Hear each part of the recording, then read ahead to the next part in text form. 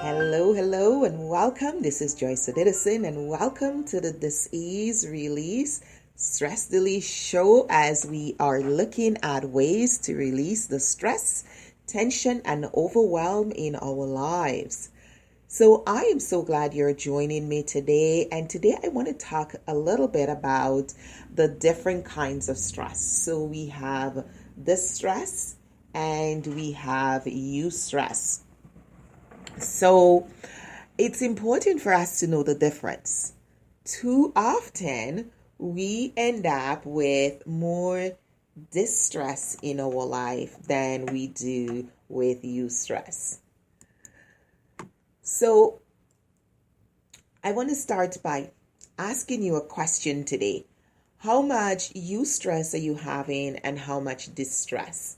You see, many times we're not aware of our stressors and whether it's going to be a good stress for us or a bad stress. And we just lump all our stresses in at the same time. And I was teaching a course the other day with a group of employees and mid-career professionals, and we were talking about the other side of stress.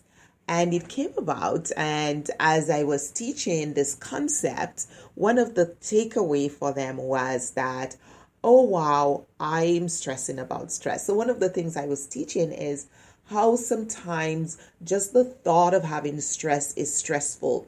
So we get so stressed out just from the thought that we're having stress. Welcome here, Mario. And we are looking at, Marcia, thank you. Welcome. We're looking at the stress that we have in our life, and we're feeling, oh, I am stressed. And we actually are feeling stress about just stress rather than actually having real stress in our lives. So it's fascinating how we do that. And one of the things we were talking about in this particular class is we were talking about how much good stress, which is the eustress they had, and how much distress they had. And one of the things that I'll be teaching tonight in the wisdis-ease-release-coaching session, I'm offering this free coaching session where people can actually come in and experience the dis-ease release model that helps them to see where their stresses are coming from and how their thoughts and their emotions play a part in those stressors and what they can do to change it. And as I plan on doing that and as I prepare for that, I'm looking at people's feedback. So part of this exercise, they have to go on my website and I have a questionnaire that they fill out to identify which stresses they're having. Like, what are the stressors and where are the issues? So this gives me information on where they want to have the changes in their life. What are they looking to have more of, less of, and where the work needs to be done. Because when you come into a coaching session, you want to be able to tell your coach, or at least your coach should help you to identify the key issues and help to create awareness of what the underlying issues are. So many times people feel dis-ease about something in their life, and sometimes it's just about the stresses they're going through. So for instance, I have a client who said to me, oh, I love this job and I love the high, but I'm worried about the stress. And I'm like, okay, so tell me about the stress. Is it a bad stress for you? Is it a good stress?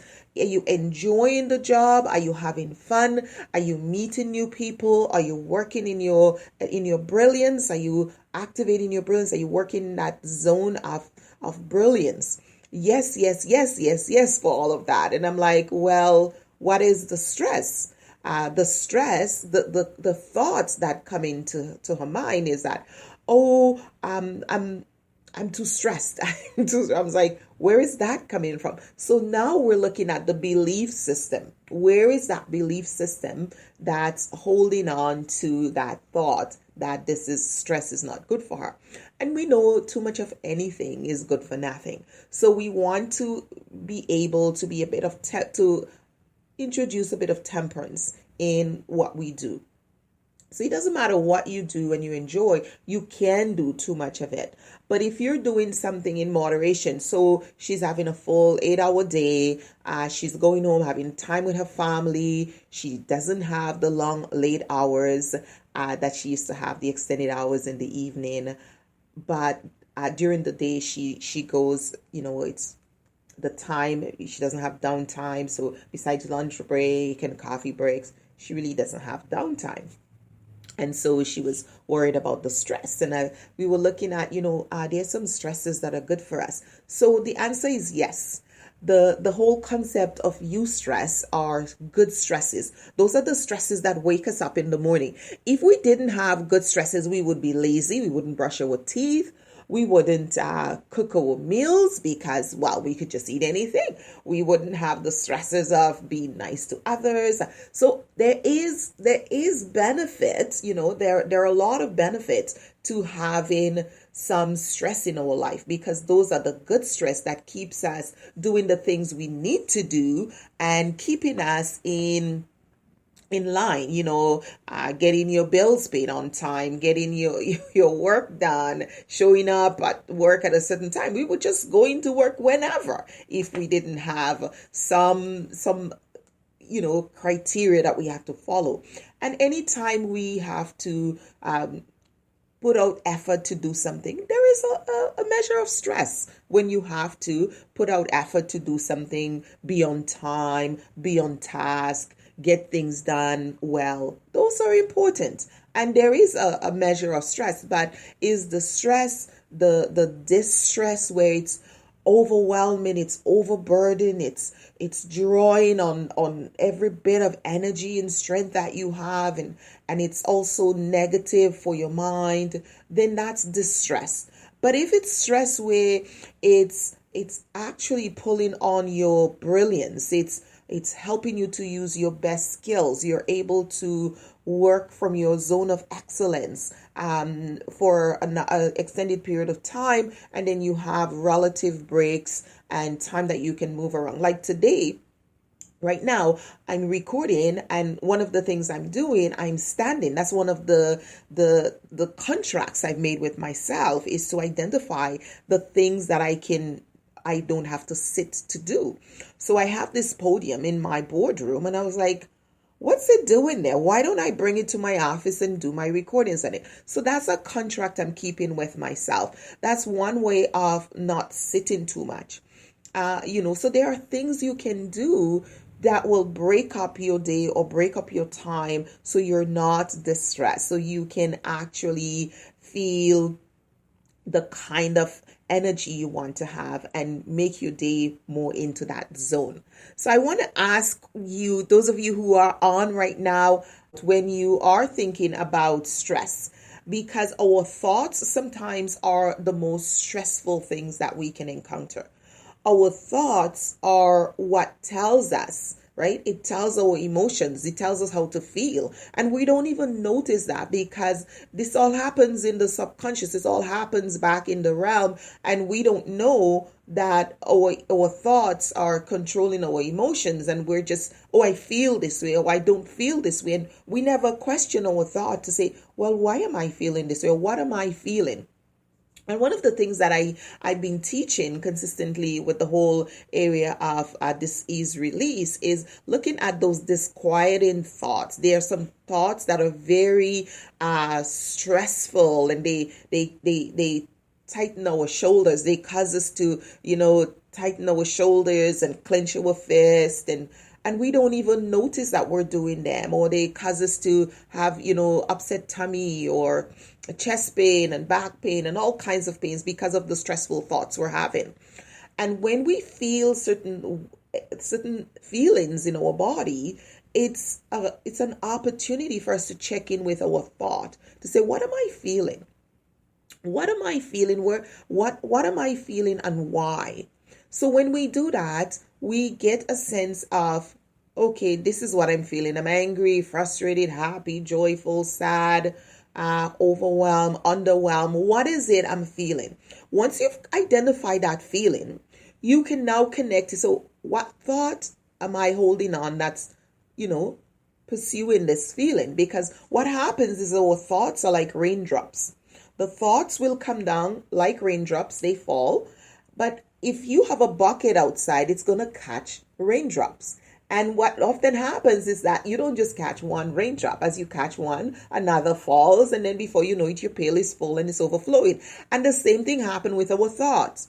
So the bucket, though, that's catching the water is the belief system. So for instance, if I have a belief system that, oh, if I work 7 hours a day, I'm going to be really stressed out, then that thought, that belief system is going to be there. So if I'm working 6.5 hours, my thoughts are going to come into my mind. That's going to be like, oh, I have to watch the time. I'm going to be stressed. This is going to add more stress. And this is going to be, well, no, there are people who work far longer than that and they're not stressed because they're enjoying what they're doing. They're having fun. They're moving around. They're doing things and they're really enjoying what they're doing. So it's not the amount of hours you work that can be stressful. And there's some people who actually work for fewer hours and they're very stressed because they're not connected with what they do. They don't like what they do. They hate their work. They hate the environment. They don't get along with the people they work with. And as a conflict analyst who've been working with people,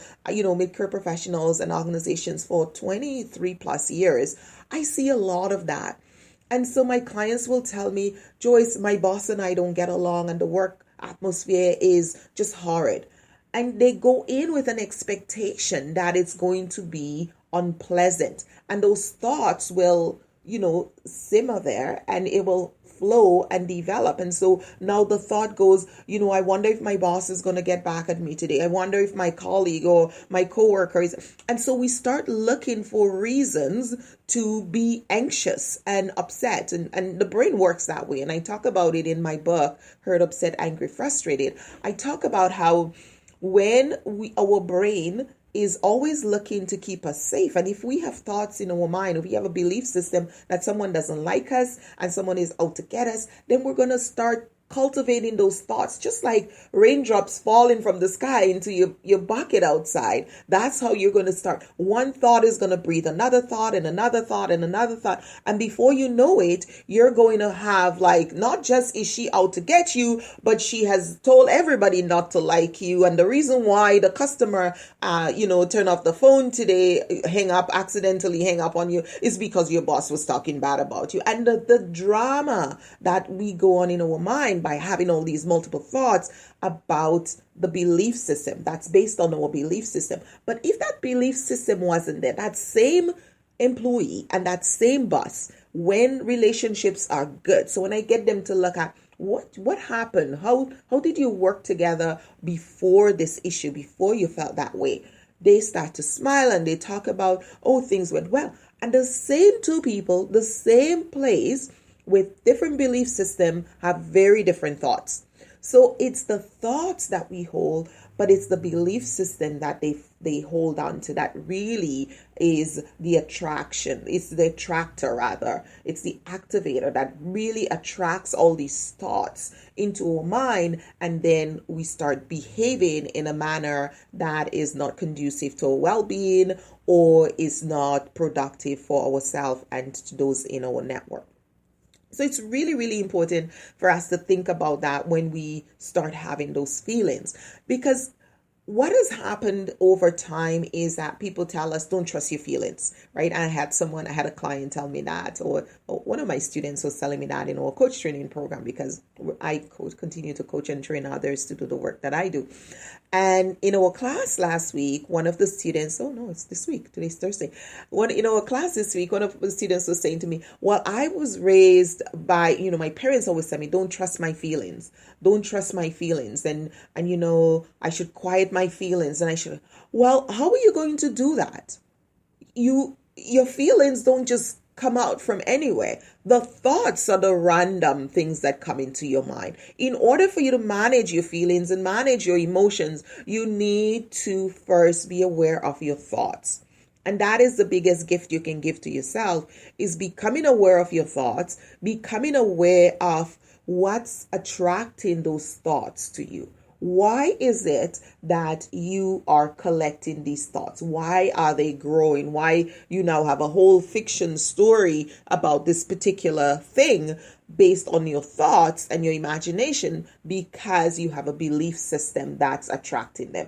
If there is no belief system, there is no thoughts that relate to that. For example, if you are living in the west side of the city and rain is falling on the east side of the city, but no rain is falling where you are on the west, if you put your bucket out to catch rainwater, is it going to catch rainwater? No, right? You would have to take your bucket and move over to the east where the rain is falling in order for you to catch rainwater. Otherwise, your bucket will stay nice and dry over there on the west side. So the same with the thoughts, because thoughts are like raindrops. They fall into a mind and they're supposed to flow right back out. However, if we have a belief system, which is that bucket, it's going to start collecting the raindrops, the thoughts. And one thought is going to breed another thought. And then the thoughts are going to connect together and they're going to attract similar thoughts. And that's why we drive ourselves crazy on a particular topic or a particular episode or something, because all our thoughts are going to be focused. And, clients will say, Joyce, why can't I just get this out of my mind? Why do I keep thinking about this? Why is this bothering me so much? It's because of the belief system that's attracting the thought. So let me see what you're saying here, Sherry. And I am going to have to come closer. Truly speaking, that is a lot, Sherry, for sharing that. That's a lot to deal with in a 4-month period. My heart goes out to you, and it shows your resilience that you're here and you're still able to function, right? And that's the beauty of identifying your thoughts, because you could have a thought that the world is around me is falling and nothing is going right, and you hear people say comments such as the third time, things, we just attract certain things, and this happens to me and the other thing is going to happen, and what's next? And so we sort of attract those thoughts. If we start thinking that things aren't going well, but I'm just waiting for the other shoe to drop, and we have a lot of these negative sayings, and our words gives permission to these things to come into our life. Our thoughts that we're having, the thoughts that we're holding, the words that we speak are coming from our thoughts. And based on that, we're having so much more of those issues in our life. So it's really, really important for us to spend time and identify the thoughts we're having, and then be able to say, wow, why am I thinking this thought? Why am I having so many of those thoughts, and why are they coming up so often? And that's where I do deeper work with clients with the dis-ease release model, to really now uncover those belief systems and look at the pattern of thought, because everybody's thought process is going to be different, and we have patterns of thought processes. So based on those patterns, we can find ourselves in more conflict. And as I said earlier, I started off as a conflict analyst. And that's one of the things I do as a conflict analyst, is see people who are in conflict. And it's surprising. I will see some people have so many conflicts. They're not talking to their bosses. They're not talking to their coworker. Oh, by the way, they're having conflict at home with their spouse, and they're not speaking to their siblings. And some people have such conflicted thought processes, and they're so unstable in their thought that they attract a lot of negative conflict to them. And what I was seeing in my work is that so many of these people ended up ill. So they were facing depression, they were facing different types of mental health disease. They would start actually having chronic disease. We had a client had a heart attack in my office with strokes, hypertension, diabetes. So many of those were stress related because of the thoughts they're having. And that really is what drove me into creating the wellness improvement system model. And then further on, as we move on, and now I've just unveiled another model that I've been working with clients with, which is, offshoots, the second generation of the wellness improvement system, which is the dis-ease release, and it's really focusing now on the thoughts. So we do the whole 9 dimension where we look at all the dimensions of wellness, but then now we're looking at the thoughts, because in the work over the decades I've been working with individuals, I've come to learn that the thoughts we do, the thoughts we hold, are what's driving our emotion. And one of the things that's big around that is the emotions that we feel. And that's one of the reasons why I created the emotional wellness cleanse. And one of the things that we do is cleanse our emotion for 30 days, because that helps us to clean out all of those negative emotions and help us to start identifying and sifting and crystallizing our thought processes even more. And last summer I did the emotional wellness challenge here on Facebook in my group, Work, Live, and Play Well. You will see it's all lined up there. So if you want to join the group, you'll be able to get in and actually go through the challenge. And we also have a course on it, a free course, e-course that you could sign up for as well. And these are all the tools that I'm using to help my clients and help just the general public and those who are looking to get out of this stress-induced diseases, because we've had so many people in our network and people that I've known who've had, strokes, aneurysm, heart disease. We're seeing so many different autoimmune diseases and mental health coming up and becoming more. And we have the most medicated mid-career professionals population on the globe, the most medicated ever.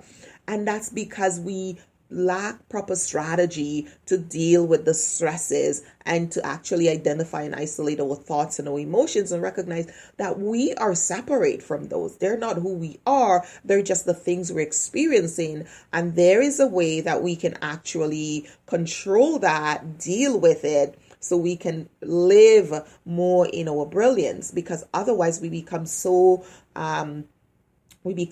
weighted down by all of these negative thoughts and emotions that we lose who we are meant to be. We lose our brilliance and we start getting sick. We start getting all kinds of diseases. This one woman is telling me the doctors can't find out what's wrong with me.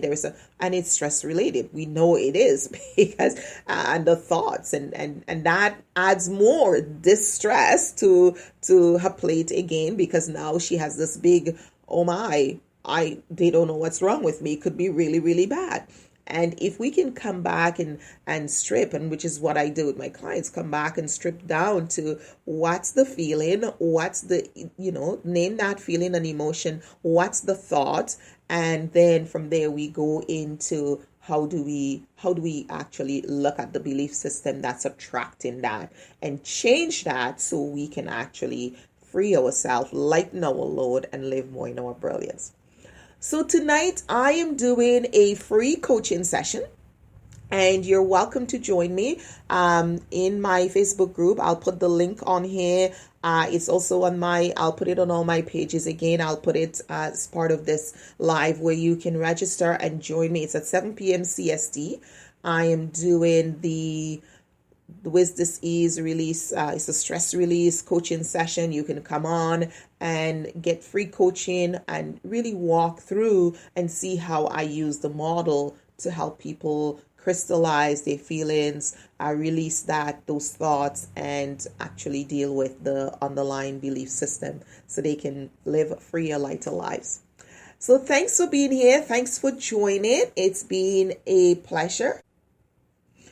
So if you're thinking of attending the session, you just go over to our website, interpersonal-welness.com, and you can sign up for the dis-ease release coaching session. I'll be using the whole dis-ease release model stemming from the WIZ program and really giving you tools on how to recapture your thoughts and your emotions and take control of your life.